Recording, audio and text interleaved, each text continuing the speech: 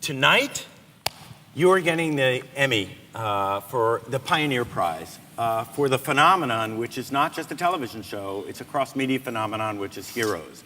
And I just wanted to ask you one question. Did you set out to be a pioneer? No, I actually set out to just stay employed. That was my first goal as a writer, was to try and get into the business and stay in the business. So it's been a quest in many ways to just to stay relevant and to stay current with where the audience is. Where did Heroes come from? Well, there are sort of two answers to that question. One is the kind of chronological sort of answer, and the other is a little bit more... Why don't we go for the spiritual answer? Yeah, one is a little bit more spiritual, although the chronological answer has in it where the transmedia stuff, I think, comes from. With a show like Crossing Jordan that I'd done for 6 years, it was a procedural show, procedural drama, crime drama, and had a closed-ended storytelling model where you had to wrap up the story every week. And I started to long for the idea of telling longer stories. And my friend Damon Lindelof, who was one of the creators of Lost, who worked for me at the time, we started thinking a lot about this idea of telling stories over longer periods, in almost a way that Charles Dickens did, where he told stories in one chapter installments in the newspaper. And I became fascinated by that. And at the same time, the classic Nielsen ratings that we were all living by, we all started to notice that television was starting to, the audience was starting to go away, and it was starting to dwindle, those Nielsen ratings. And so I started thinking about creating a show where it wouldn't just live and die off of these weekly Nielsen ratings, but would create an entire universe around it that you could reach the audience where they seemed to be going, which was to the internet. And 9/11, the events of 9/11 were very influential to me. I felt very much the connection of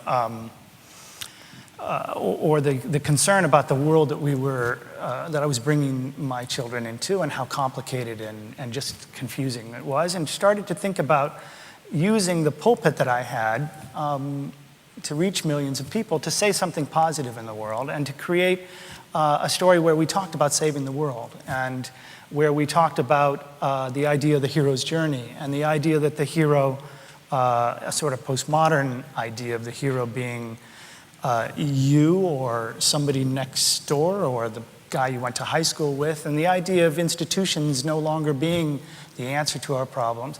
This is sort of what I started thinking about, and I wanted to put out a message of interconnectivity and of global consciousness and of a discussion about saving the world. Well, our partner in this is the network and the studio, NBC.com, who have basically given us this giant sandbox to play in. And what ended up happening, and in some ways it feels as though this is an occurrence that may not happen again. It started 4 years ago when we started the show. NBC obviously wanted to get into the digital space in a very, very big way, and opened up a lot of doors for us to be the kind of beta testing ground of how to do that sort of thing.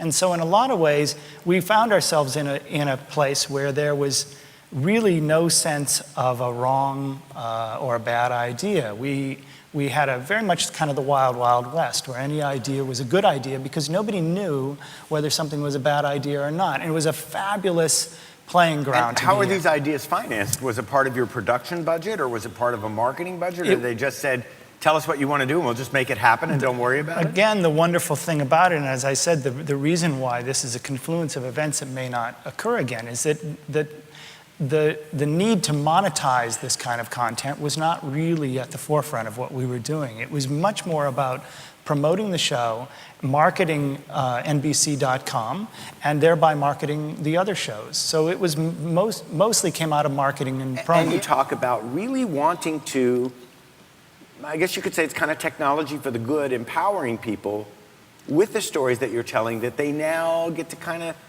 be inside the story. And that's not really, I mean, you have alternate reality games, it's kind of different, but what are you seeing that might be different, that might be the next frontier?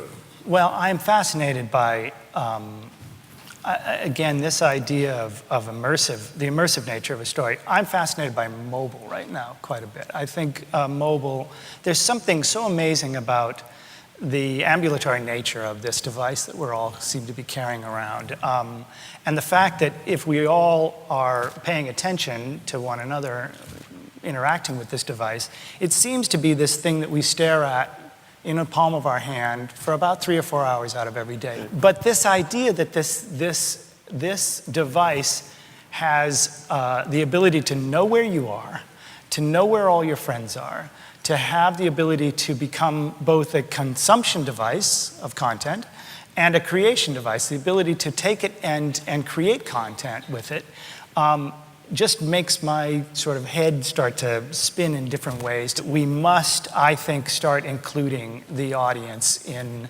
the creation of these stories. I think the social engagement that people have now with social networking is so powerful and so strong that it, I think, is going to be the next wave of all of this. When you look at the TV apps that will dominate, I think, television in the next few years, I think about just even the most rudimentary kind of television apps that allow you to, take for instance the one that would allow you to clip a piece of what you're seeing, and then take that clip and mash it up in some particular way, post it on your Facebook page, trade it as a trading card or as a greeting card with your friends. That's an obvious, almost no-brainer kind of an app that I think will... And yet some other people who would be resistant to change would be more concerned about the rights issues surrounding exactly. that, rather than the opportunity to put the brand forward. My guess is they'll lose that.